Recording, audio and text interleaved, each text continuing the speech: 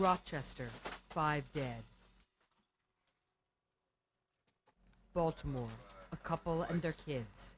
Olathe, Kansas, a family of 4. You could see the crater. There's been an explosion in crimes committed with bombs. Handheld, homemade, and deliberately deadly. No longer are bombs the tools of terrorists and army generals. The vast majority of bombings are committed by U.S. citizens. A family vendetta leads to a series of deadly bomb blasts. Today, the basics of bomb building are readily available to the amateur. This program is intended to arm you with the knowledge to create destruction and chaos. Easy to buy, to steal, to plant, to hide. Anyone can make a bomb. Over the past decade, the number of bombing incidents in the U.S. quadrupled. More than 3,000 bombings were reported last year alone. Bombs today are the fastest growing lethal weapon for vandalism, for revenge. Bombs, the danger next door.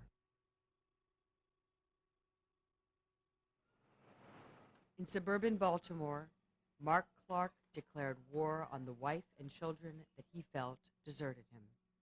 Betty had taken the 3 children, Ricky, Melissa, and Crystal, and moved out. But Mark Clark followed them, and with the promise of new school clothes, Mark Clark lured his estranged wife and kids into his van and drove them to the mall. Witnesses describe a grisly scene out here with body parts and twisted metal. Mark Clark sat in the driver's seat. He reached down between his legs to the floorboard. He lit a little fuse. New information in the suicide murder blast that killed 5 people in Essex. And in less than 5 seconds, Mark Clark killed himself and his whole family. Even right now, we haven't accounted for all of the body parts. And I saw, parts of bodies decapitated. I got sick and I had to walk away. Police now believe 32-year-old Mark Clark used a mixture of chemicals to cause the explosion. Mark Clark used 5 pounds of Kinipak, an everyday explosive commonly available for mining and construction. According to the ATF, Kinipak is easy to get. ATF agent Scott Taylor was on the scene. I pull up to the crime scene and I get out and I see the vehicle for the first time. Total devastation of the vehicle. It looks like something out of Beirut. This job came in as the 141st call of the year in Baltimore County. Only September, and already 141 bomb calls. Baltimore is average for the country. The bombing increase here, typical, says Taylor's partner, Detective James Geibel. We've seen other murder-suicides that involve family, where knives have been used, baseball bats, guns. There were 3,163 bombing incidents in 1994. To shoot somebody, you shoot them up close. You see your target. Vandalism and revenge are the 2 most common motives for bombing crimes. A gun involves somebody coming up at least within sight of the other person. Use of a bomb is so impersonal. I think that's what makes it just so heinous to think of. According to the ATF, vandalism and revenge account for more than 90% of all U.S. bombings. It was overkill. Exactly what it was. It was overkill. There's body parts everywhere. And we had to get those body parts before we couldn't leave them there. We had to take them. We had to get them out of there. We had to get them to the medical examiner. We had to get those body parts out of the trees. The friends and relatives of the victim have their cross to bear. And those of us who work public safety in any jurisdiction have that cross to bear too. Today, Betty Clark's sister, Kathy Weber, struggles to find answers.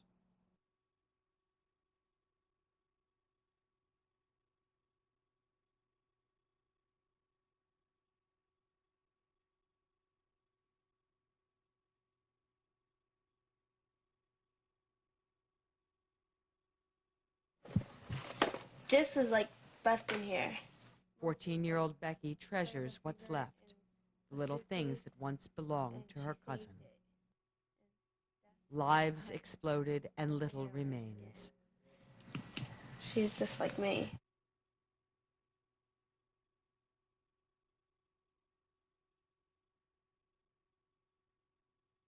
There was nothing left.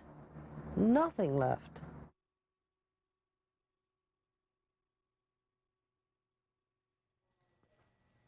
some of the stuff that belonged to them. Mark Clark stole explosives from a local construction site. Not an isolated incident. 8,000 pounds of high explosives were stolen in 1994.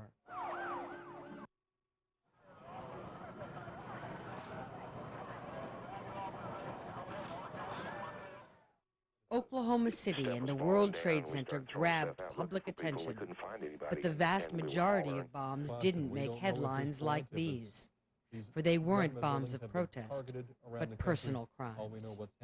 More and more bombs are coming into the hands of civilians: a spurned lover, irate employee, vengeful neighbor. Not foreign terrorists, but family tragedies. In some parts of the country, it seems that dynamite is a mode of personal expression. Despite his intimate knowledge of big bombs, like the World Trade Center, expert Brian Jenkins says the pervasiveness of small bombs is an unrecognized trend. This is the life support system of the World Trade Center. This is a city on top of us. We are now in the bowels of that city. And Jenkins should know. He was called to the scene immediately following the World Trade Center bombing. Today, as deputy chairman of Kroll Associates, he advises the Trade Center on terrorism and security. The World Trade Center bombing and the Oklahoma City bombing has focused our attention on terrorist bombing. But terrorist bombings represent only a small fraction of the total number of bombings in this country. No longer is the terrorist likely to come from some far-off land, to harbor some alien political or religious philosophy. Most bombings in this country are acts of vandalism or carried out for reasons of personal revenge, of people settling scores. This was all blast area. All of this was taken out by the explosion and has been reconstructed since. For the most part in this country, our violence reflects our society. We don't kill in this country for political causes. We rarely do so. Our violence in this country is very individualistic.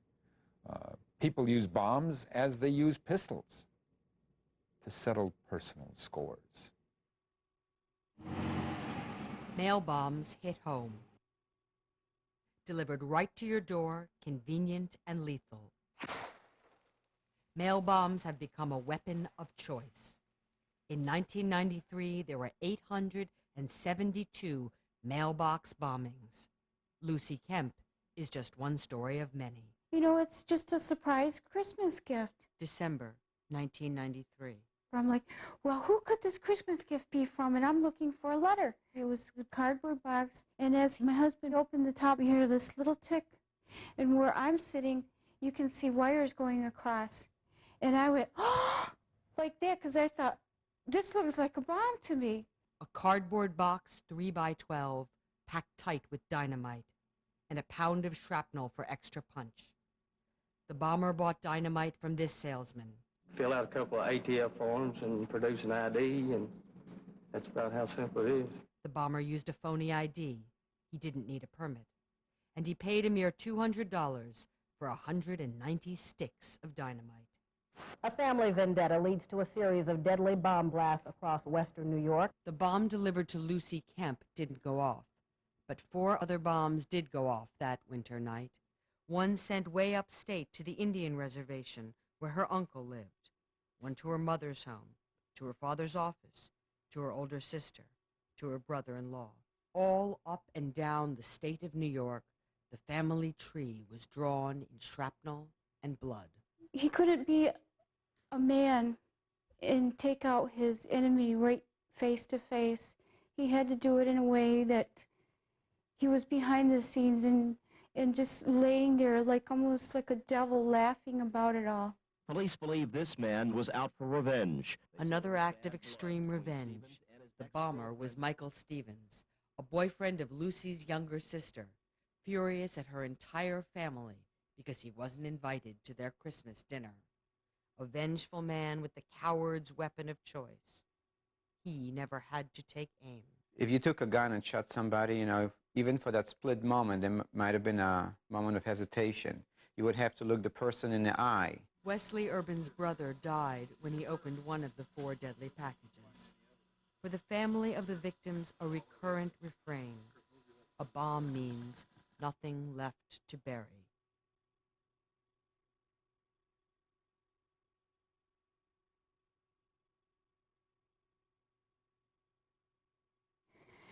And the worst part is seeing parts of your mother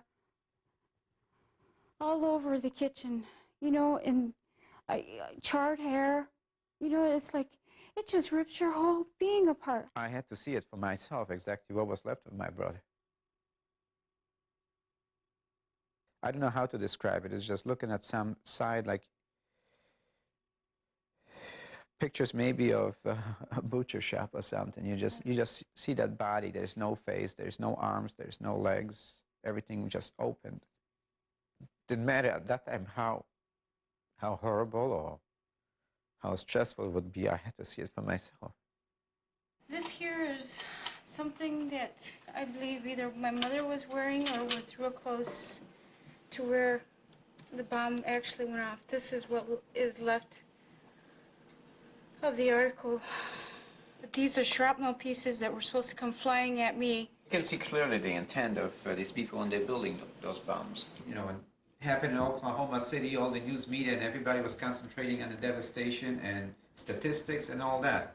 You know what I was thinking of? I was sitting in front of TV and thinking about people like me. You know, families. To me, this is part of my mom. And this.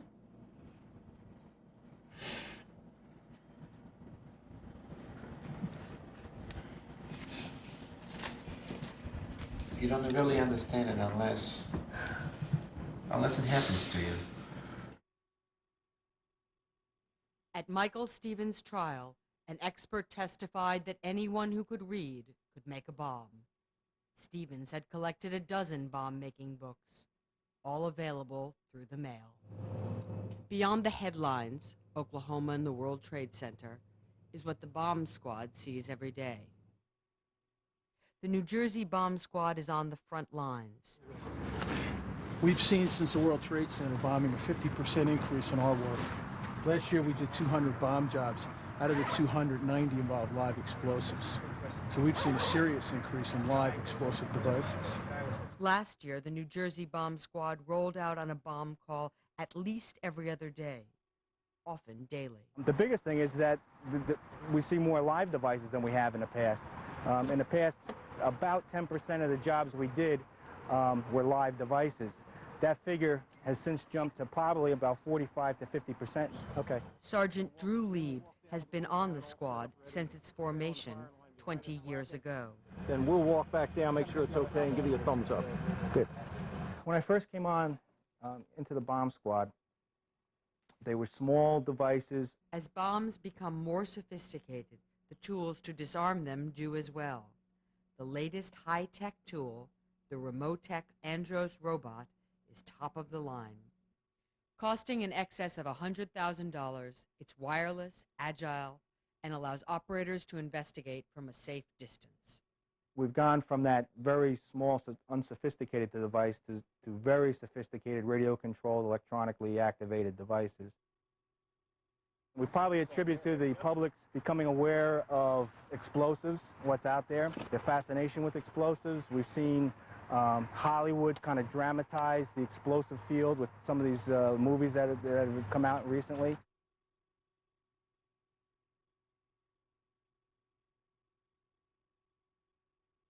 Lieb says the most significant change on the streets today is who's bombing who. We see domestic violence taking place in the last few months. We've rolled on a few domestic violence cases. We see vandalism, very big use for explosives is vandalism. All those crimes where other type of weapons been used in the past that now explosives are coming as a weapon of choice. Bomb squad agents say their jobs are getting tougher. It's getting worse. Our jobs are getting harder. There's a lot of sophisticated things out there. People are getting smarter. A lot of stuff we see are pipe bombs. So the ingredients that they have are like black powder, aluminum powder, things like that. They're getting smokeless powder, rifle powder, all the things that you can get from a gun shop. The bangs are like interesting to the kids, but the ramifications are like fatal. Obviously, the public's well aware that the terrorist groups that are involved with explosives. I don't think they know that the kid next door is making them in his basement. Dynamite, accessible and cheap, is the #1 high explosive filler in bombings nationwide. These guys see what's really out there. I don't think they know that high school kids are getting on the internet how to make these devices. Available on the streets, in the gun shops, or your own home lab. And these are the people that are going, and many times who we're seeing in the middle of the night. The ingredients in vogue today are potent. And it's detonated, and unfortunately, we're seeing them in pretty bad shape when we roll up on the scene. Go ahead, this is Ryder. That call about some... Once upon a time, the message was clear. Bombs were bad news. Where's this device you thought might be a blasting cap? There. It's a different world out there for people today.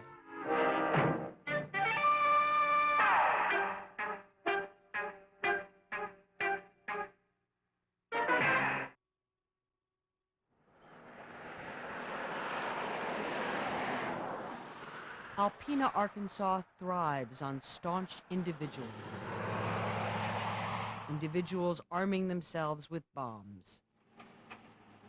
It's from here in Alpena that the latest in bomb-making know-how is marketed nationwide. Knowledge is power, and my books are total power. That's why they're so fearsome. Well, let's see, there's...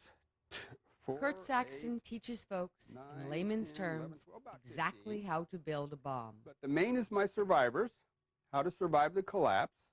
Then, of course, followed up by the poor man's James Bond. Saxton boasts sales of over 150,000 copies worldwide of his infamous The Poor Man's James Bond. Now available on videotape. See, when people get my books, they realize they are powerful. And the little petty hatreds they might have been entertaining when they bought the book dissolve. So the more power you have, the more responsibility and the more security you have. So if you have all this power, then you are very safe. I haven't killed anyone in 28 years. Wouldn't need to, because I could just like that. Kurt Saxton distributes his manuals, videotapes, and a magazine called Militia, advertising his wares on shortwave radio, by mail-order catalog, and, most recently, via the internet. And see all the dirt dauber nests here? All the wasps and all kinds of stuff, but they don't bother you. Live and let live, I say. Saxon is a survivalist. The purpose of making your own bombs, he says, is self-protection. I've just named her. That's Chelsea. Come on, chickens. Now you're being talked to. Does it mean anything to you? Huh? Now, when I was a child, and I would dig trenches for my soldiers, and I'd blow them up, and I enjoyed it. That's the chicken house. My grandma used to kill chickens for the pot, but that's the way it's done, but I couldn't kill any of these. Yes, I love my chickens, but chickens don't relate to people. Ajax, Ginger, out, out, out! And it's from his basement bomb lab. Okay, watch your step. That the art of the arsenal is made available to the public. This is the radio, and I put on my headphones, and then when it's going through to wherever it's going, I turn on the microphone and I talk to the people, and I advertise what I have to sell. This is a piece of fuse made out of match heads. Saxton blew his fingers off working with high explosives.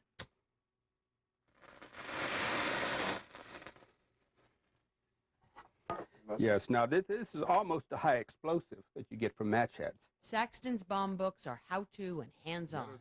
It's more explosive than gunpowder because it's mainly potassium chlorate. Anyone can build an arsenal right in your own little basement. As long as he doesn't violate fire codes, Saxon's experiments are perfectly legal.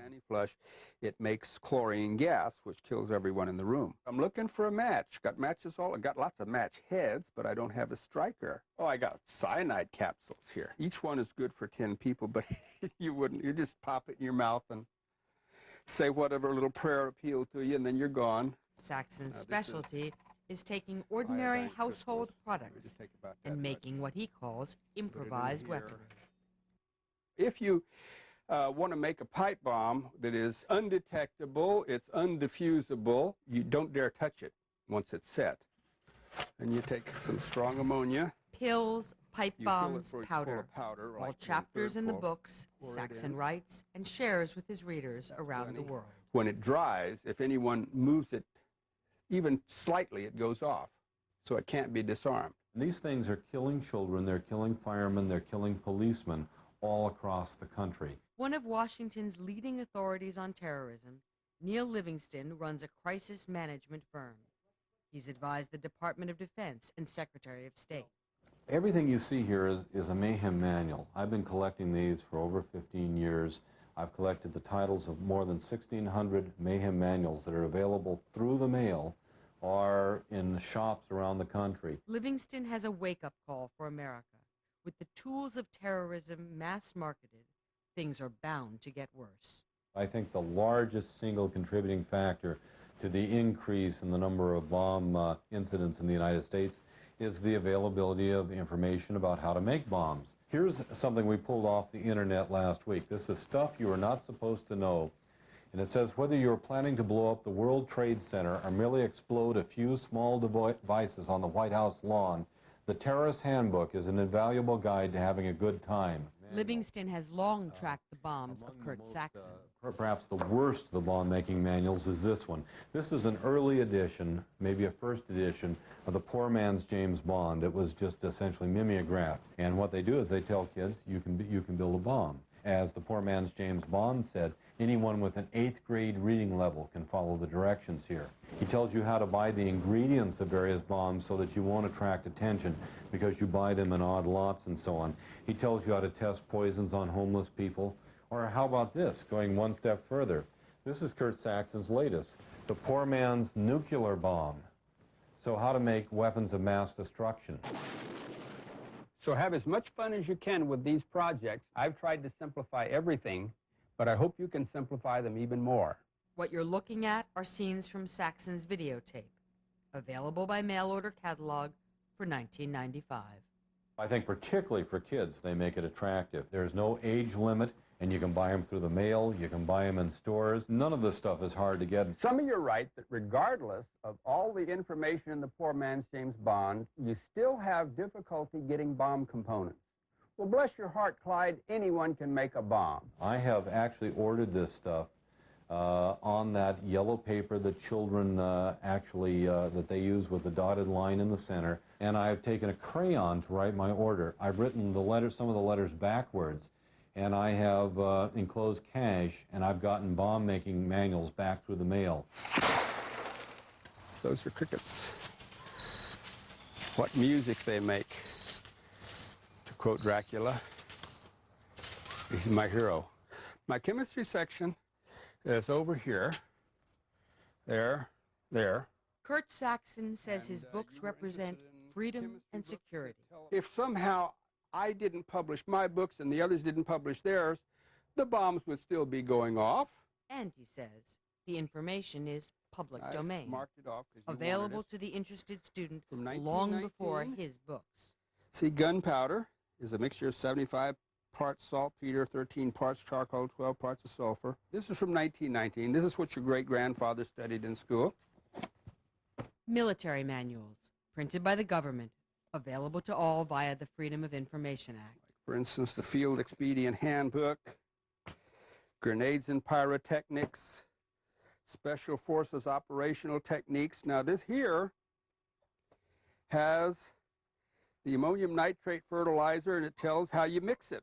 This isn't just something that macho ex-Special Forces guys are doing today. The average bomb maker has no military experience, and as a consequence, his reading ability is the only thing that sets him apart from being a military explosives expert. Here's Neil Livingstone's The War Against Terrorism. In his tape, Saxon talks back to his critics. There hasn't been one terrorist act committed as a result of the knowledge in those books. All I can say to him is that he may not be directly pulling the trigger or lighting the fuse, but he's teaching other people how to do it. There are thousands of explosive substances on this earth, and people have been playing with them for hundreds and hundreds of years. Started with the Chinese, who did them for a celebration, and then the kids in Brooklyn who did them with fun, and then the people who dropped napalm on people during the Vietnam War. That was enjoyable. It wasn't enjoyable to the people on the ground.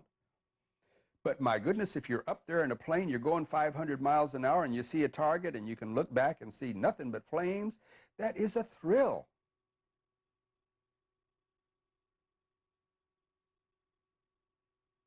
And imagine if you were on the Enola Gay and looked down there.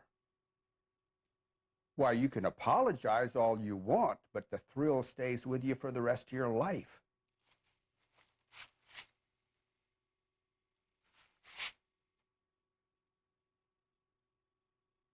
The quiet of a holiday week blown apart by a bomb blast in Rochester and 3 other locations. Revenge. They say there was bad blood between Stevens and his ex-girlfriend Brenda's family. When bombing occurs, it's scary. It makes you wonder what's going on in the rest of your community. It was easier for him to get explosives than I think it would have been for him to get a gun. That was one of the major tragedies, and something had to be done about that. Congresswoman Louise Slaughter never expected her hometown of Rochester, New York, to be a bombing target. This is one of the friendliest cities in the country.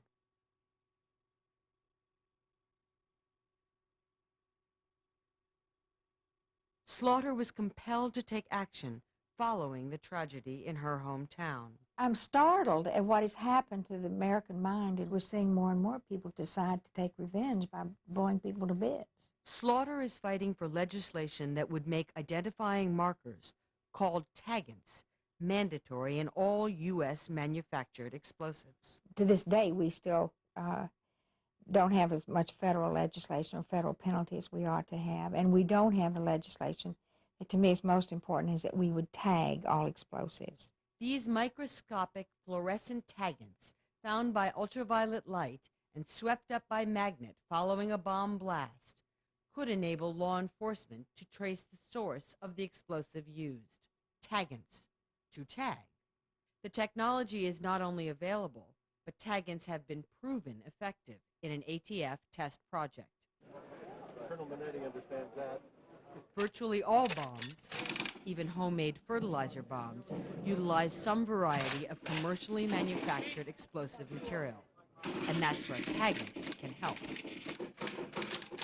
It will identify the explosive, who bought it, where they bought it. That is an invaluable help to our police departments throughout America, to our sheriff's departments throughout America, and to our federal law enforcement. Congressman Charles Schumer is a co-sponsor with Rochester's Louise Slaughter of federal taggant regulation.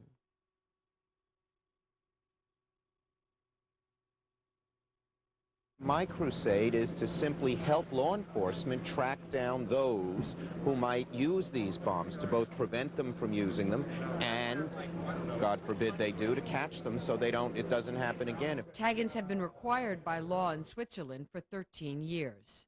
But in the U.S., taggants have met with fierce opposition from several well-funded lobbies. The main objection that we saw was the gun owners groups and the NRA. And they are very concerned. They're always concerned that if any restriction of any sort is put on anything that blows up or goes boom, that it's going to be the end of the world as they know it. Taggants have not been proven safe, effective, or practical. Larry Pratt is president of Gun Owners of America. But of course, the really dangerous and insidious part of this is the way it's going to be used as a backdoor into registration and control of gun owners in violation of the Constitution. Before the victims join the anti-gun politicians who have an agenda, they ought to consider where the powder in this country is kept. The powder is mainly kept in military depots and arsenals. Larry Pratt, the NRA, the extremists in the gun lobby, they're scared of everything. They say that anyone who wants should be able to go out and buy a tank or an armored personnel carrier. They just have a loony philosophy. Back in Washington, terrorism expert Neil Livingston is a gun hobbyist, but he broke with the NRA over their hardline lobbying against taggants. We couldn't get the U.S. government to go forward on this because of the opposition, in large measure, of the National Rifle Association, which unbelievably saw efforts to restrict explosives was going to be an encroachment on a gun control encroachment. 1979, the ATF successfully used taggants to catch a criminal bomber. As evidence, taggants stood up all the way to the Supreme Court. 1980, an independent congressional team reports that taggants could increase bombing arrests by as much as 75%. I don't see what gun ownership has to do with trying to keep explosives out of the hands of people that shouldn't have them. Range clear? Yep. Okay. But despite their success, U.S. gun owners effectively lobbied to stop the taggant project cold turkey. The gun lobby fired the first round against taggants. The American explosives industry loads up next. Grucci Fireworks, one of the many businesses that's dependent on explosives, fears taggants will be prohibitively expensive. The additive of taggants to our manufacturing would devastate our industry. Phil Grucci is a fifth-generation pyrotechnic artist, a man who spends his days and nights up to his elbows in high explosives.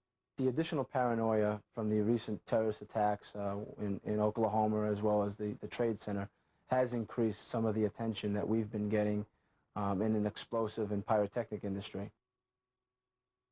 Recent statistics on the rise of bombs have put explosive industry patriots on the defensive. Explosives are very important to the society as we know it today. The overall use is in a positive sense. We only know of the few negative instances, such as Oklahoma and the Trade Center. Tackling the problem of bombs will never be easy. For decades, the explosives industry has had an aggressive PR campaign, like this film from IME, the Institute of the Makers of Explosives. Explosives are vital to mining and construction. They put salt on the table, limestone in your toothpaste, and produce silicon for computer chips. Bombs don't just destroy, they build. Well, first, an explosive is a very powerful tool. Without this tool, you wouldn't have, electric power, dish racks, moon rockets, or potato peelers. Sure, back in history, men raised pyramids, dug coal and iron, but think of the cost. And without explosives, we'd still be there. Other contributions are a little less apparent. These kitchen utensils are made readily and cheaply available to all because of explosives. The commercial consumption of explosives in the U.S. last year was 5 billion pounds. And 5 billion pounds doesn't include the military's use of explosives and Grucci's magnificent displays. Americans like to think in black and white. Unfortunately, this is an issue that's not as black and white. This is an issue that's very important to the survival of many, many companies. It's a very vicious circle that cost is going to end up coming back to you and I. The Office of Technology Assessment reported taggants would increase the cost of mining and construction by 1%.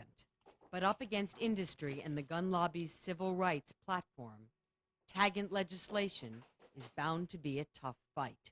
I don't know that you have a civil right to carry something around that can dispatch a whole building. Right now, that legislation appears to be dead in the water.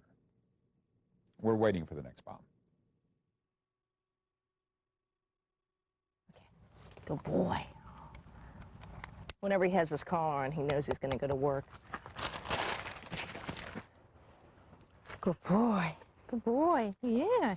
Charlie is the first and at present the only explosives canine for the ATF. Well, to tell him to sit, I use Japanese. And then to come is in Spanish. ATF agent Grace Sowers is Charlie's partner. But he was in a class with Chileans, and they spoke Spanish all the time, so I think he's used to hearing Spanish. For years, the ATF and Department of State have been training dogs for use overseas. ATF-trained bomb dogs have long been on duty in Chile, Egypt, Cyprus, and Ireland. All right, Charlie. Boy, seek. Boy, seek. Boy, what is it? Good boy, Charlie. But it wasn't until 1995 that the problem of bombings here convinced the U.S. that they needed a bomb dog, too. The actual canine team, we work together. I'm Charlie's interpreter. He tells me what he smells or what he's actually found. So, in a sense, it's one of the best partnerships you could have. Besides, I guess, my husband. Like having a newborn baby, the explosives canine is a full-time commitment for both Grace and her husband, Mike Sowers. This is the hot container, and this contains a nest of TNT.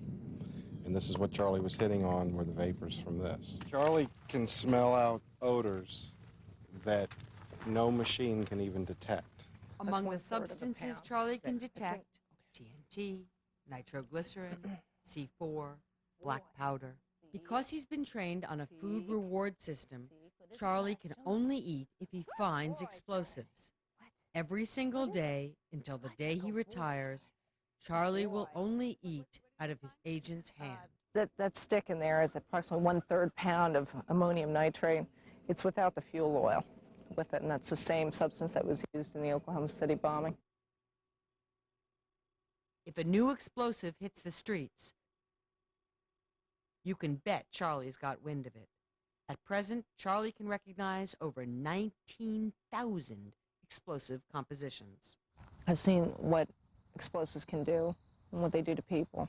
I mean, they're brutal. They don't care who you are, what you do, how much money you make, or anything. It can just devastate the person. There is no dignity in it.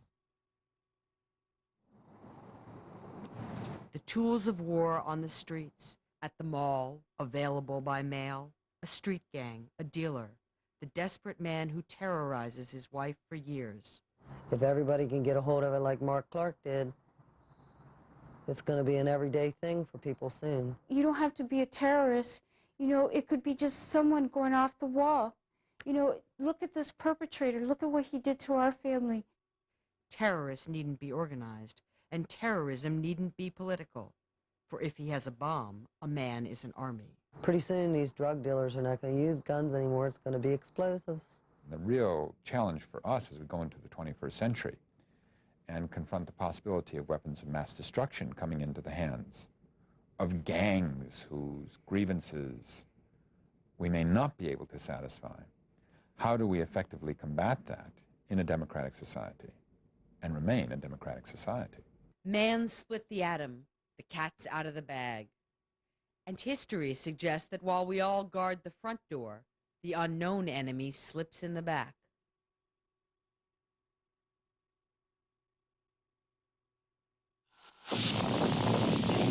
While our nation signs treaties and debates deterrence, have we been oblivious to the danger next door? This is not new technology. People were coming home from World War II knowing how to do this, and they passed it on verbally. Military manuals are not copyrighted. They're duplicated and sold through the mail. There are videotapes being made now, how to make them. I don't think the problem is stuff so much as people. It doesn't take an army to make weapons of mass destruction. These bomb-making videos lay out the recipe and tell you where to get the ingredients. Equal amounts of potassium nitrate and ordinary table sugar are added to our beaker. One of the principal ingredients in bombs that were detonated by the IRA is powdered sugar. Could we ever police the raw materials of bomb making?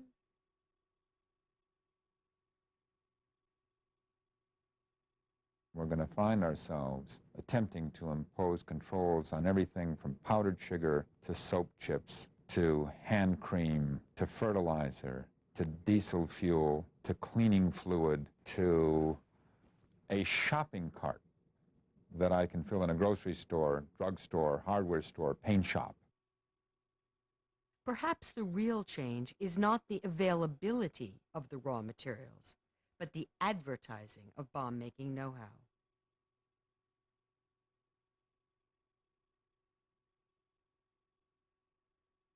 Aggressive marketing pitches to those who are jealous, frustrated, mad at the system. I think we need a new definition of pornography. This is the pornography of violence. These mayhem manuals right here are some of the most pornographic literature that you can buy in the United States today. This law doesn't provide us with any guidelines of what kind of publications you can sell. They have more restrictions on pornographic material than explosives. Truth in advertising laws provide guidelines only on product efficacy. And these products do perform. We have lots of restrictions on freedom of speech. Pornography is restricted in every jurisdiction in the United States. I don't think that the average citizen in the United States would feel any great loss that he or she cannot buy a bomb-making manual. If they want to ban my books, I say great. I'd love you to try. The hullabaloo, the fear they would cause among the people who want my books and haven't bought them yet, it would just make them more attractive. Forbidden fruit is the greatest. So forbid this kind of fruit and make me rich. Go ahead, make my day. In this case, we as a society have decided to uphold Kurt Saxon's First Amendment rights. Saxon can legitimately claim that today his works are protected under freedom of speech. Well, it might be his freedom of speech, but I think he has a moral obligation out to these people that are actually going to read this and take that information and actually use it in a wrongful manner. The society is basically, oriented on making the buck. And that's what everybody's after, is make that dollar. Who cares who's buying?